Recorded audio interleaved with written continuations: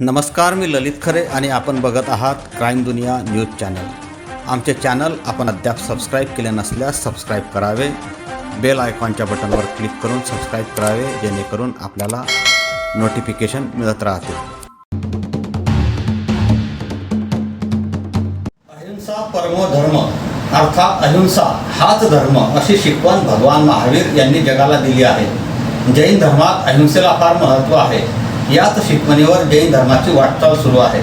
धर्माचा प्रचार आणि प्रसार करण्याचे काम साधुसंत करत असतात. साधुसंत हे धर्मसंस्कृतीचे रक्षक म्हटले जातात. साधुसंत समाजाला दिशा दाखवणारे दिशादर्शक आणि मार्गदर्शक असतात. साधुसंतांचा मठ असो वा आश्रम, तेथे मनुष्याला अध्यात्माची शिकवण दिली जाते. देव, धर्म, संस्कृती आणि सरळ मार्गी जीवन कसे जगावे याचे मार्गदर्शन साधुसंतांकडून समाजाला केले जाते. भौतिक सुखाचा त्याग करून साधुसंत हे वैराग्य पत्करतात. आपले संपूर्ण जीवन धर्मसंस्कृती आणि समाजाच्या सुदृढ मानसिक आरोग्यासाठी वाहून घेण्याचे काम साधुसंत करत असतात. साधुसंतांना भौतिक सुखाची आसक्ती नसते. हिंदू धर्मासह जैन धर्मातील असंख्य साधुसंतांनी समाज जागृतीसाठी भौतिक सुखाचा त्याग करून वैराग्य पत्करले आहे. देशभरातील मंदिरे, मठ, आश्रम यामध्ये वास्तव्य करून साधुसंत प्रवचनाच्या माध्यमातून समाजाला धर्मसंस्कृतीचे ज्ञान देतात. अशा विद्वान साधुसंतांचे भक्तगण मोठ्या संख्येने असतात. हे भक्तगण साधुसंतांना वेळोवेळी योग्य ती मदत देखील करत असतात. जैन धर्मातील साधुसंतांचे वैराग्य हे खूप कठीण असते. जैन धर्मातील साधुसंतांनी स्वतःवर अनेक निर्बंध लादून घेतलेले असतात. आपले संपूर्ण आयुष्य ते धर्माचा प्रचार करण्यासाठी वाहून घेतात. त्यामुळे जैन मुनी अथवा साध्वी हे सात्विकतेचे प्रतीक समजले जातात. कर्नाटक राज्याच्या बेळगाव जिल्ह्यातील चिकोडी या तालुक्यात हिरेकुडे हे गाव आहे. या गावात जैन समुदायाची मोठ्या प्रमाणात लोकसंख्या आहे. त्यामुळे या गावाला जैनी गाव म्हणून देखील ओळखले जाते. या हिरेकुडे गावातील आश्रमात आचार्य कामकुमार नंदी महाराज राहत होते. त्यांच्याच एका शिष्याने साथीदाराच्या मदतीने त्यांचा खून केल्याची घटना 5 जुलै 2023 रोजी घडली. आचार्य कामकुमार नंदी महाराजांचा दोघांनी केवळ खूनच केला नाही, तर त्यांच्या मृतदेहाचे 9 तुकडे देखील केले. मृतदेहाचे 9 तुकडे त्या दोघांनी एका बोरवेलच्या खड्ड्यात टाकून दिल्याचे उघडकीस आले. अडचणीत असलेल्या शिष्याला आचार्य कामकुमार नंदी यांनी मंदिरात आलेल्या दानातील 1 लाख रुपये तात्पुरत्या स्वरूपात दिले होते. ती 1 लाख रुपयाची रक्कम शिष्याने लवकरात लवकर आचार्य कामकुमार नंदी यांना परत करणे अपेक्षित होते, मात्र तसे झाले नाही. आचार्य कामकुमार नंदी यांचा तगादा बघून शिष्याने साथीदाराच्या मदतीने त्यांची हत्या केल्याची घटना 5 जुलै 2023 रोजी घडली. या घटनेचा सविस्तर लेखाजोखा बघूया. आचार्य 108 कामकुमार नंदी महाराज यांचे मूळ नाव भरमाप्पा भीमाप्पा उगार हे होते. ते मूळचे अथणी तालुक्यातील खवटकोप येथील होते. 7 भाऊ आणि 3 बहिणी असा त्यांचा परिवार. त्यांच्या 3 भावांचे निधन झाले असून उर्वरित परिवार हा खवटकोप येथे राहण्यास आहे. सन 1967 साली भरमाप्पा उर्फ कामकुमार नंदी महाराज यांचा जन्म झाला. शिक्षणात हुशार आणि घरची आर्थिक परिस्थिती उत्तम असल्यामुळे त्यांनी BA पदवीपर्यंत शिक्षण पूर्ण केले. अध्यात्माच्या ओढीतून त्यांनी अकलूज येथील कुंभी महाराजाकडून जैन धर्माची दीक्षा घेतली. कन्नड, हिंदी आणि इंग्रजी भाषा अवगत असलेल्या कामकुमार नंदी महाराजांनी अनेक धार्मिक ग्रंथांची आणि भक्तिगीतांची रचना केली. जैन धर्म प्रचारासाठी ते गावगाव फिरू लागले. धर्माचे काम करत असताना त्यांनी आपले शिष्यगण देखील वाढवले. दरम्यान सन 2010 मध्ये त्यांनी चिकोडी गावानजीक हिरेकुडी येथे नंदी या नावाने आश्रम सुरू केला.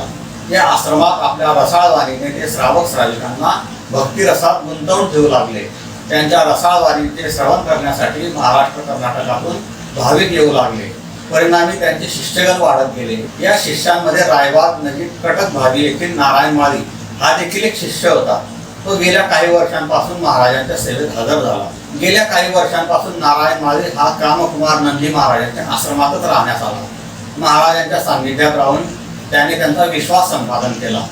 त्यामुळे तो महाराजांना जवळचा वाटत होता. महाराजांची बारीक सारीक गोष्ट नारायण माळी यास माहीत होती. महाराज त्याला आपला जवळचा शिष्य मानत असल्यामुळे ते त्याला आवश्यक ती मदत देखील करत होते. नारायण माळी याची एक आर्थिक अडचण होती. ती अडचण त्याने महाराजांच्या कानावर घातली. नारायण माळी यास 1 लाख रुपयाची मदत हवी होती. भौतिक सुखापासून वंचित असलेले महाराज कोणताही आर्थिक व्यवहार करत नव्हते. हे देखील नारायण माळी यास चांगल्या प्रकारे माहीत होते.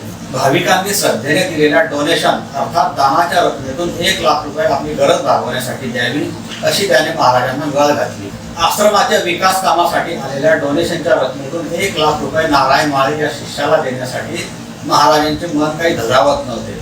मात्र नारायण माळी हा महाराजांच्या गळ्यातच पडला. अखेर हो नाही करत तात्पुरत्या स्वरूपात 1 लाख रुपये देण्यासाठी कामकुमार नंदी महाराज तयार झाले. लवकरात लवकर ती 1 लाखाची रक्कम परत देण्याच्या बोलीवर महाराजांनी नारायण माळी यास मदत केली.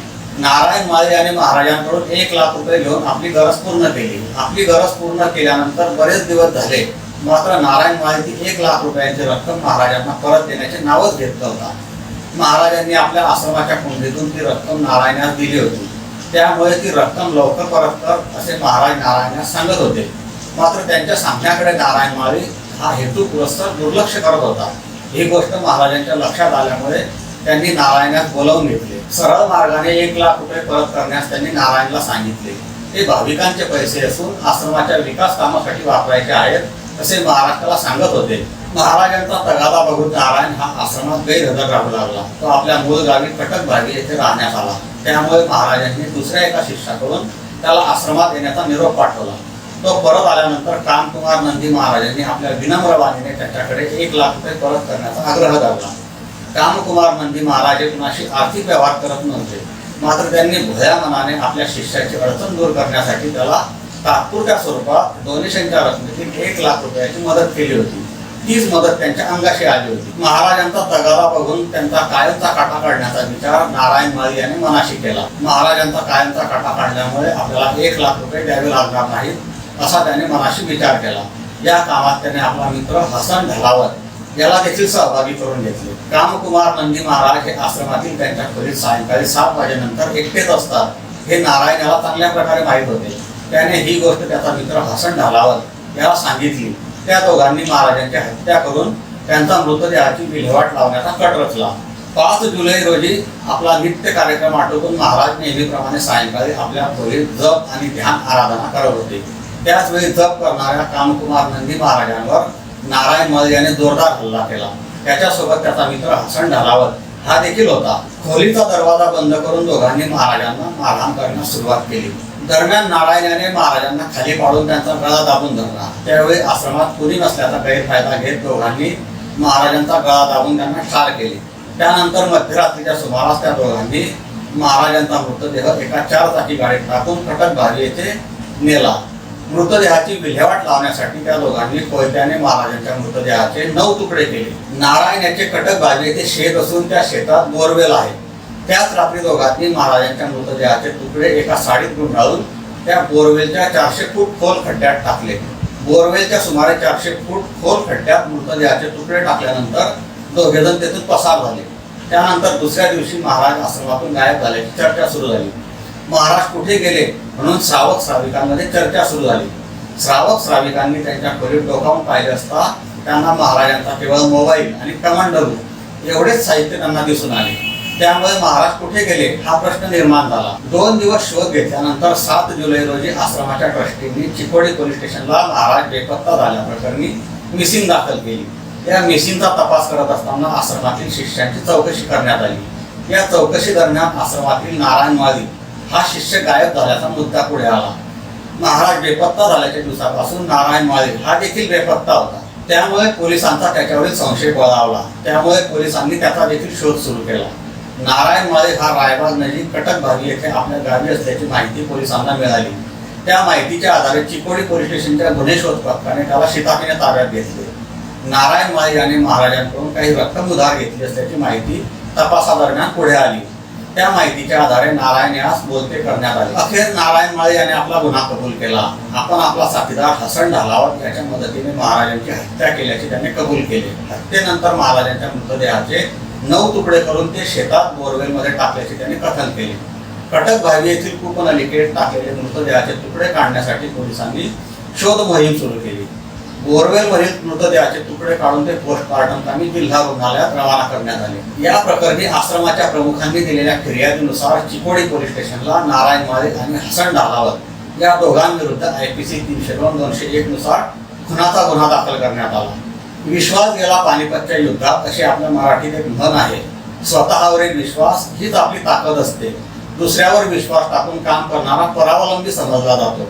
त्यामुळे विसंबला तो संपला अशी देखील एक म्हण आपल्या मराठीत रूढ आहे. स्वबळावर आणि स्वतःच्या विश्वासावर काम करणारा मनुष्य प्रत्येक क्षेत्रात नक्कीच प्रगती करून यश मिळवतो, यात शंका नाही. तर मित्र हो, आज एवढेच. पुन्हा भेटूया. तोपर्यंत जय हिंद, जय महाराष्ट्र, जय भारत.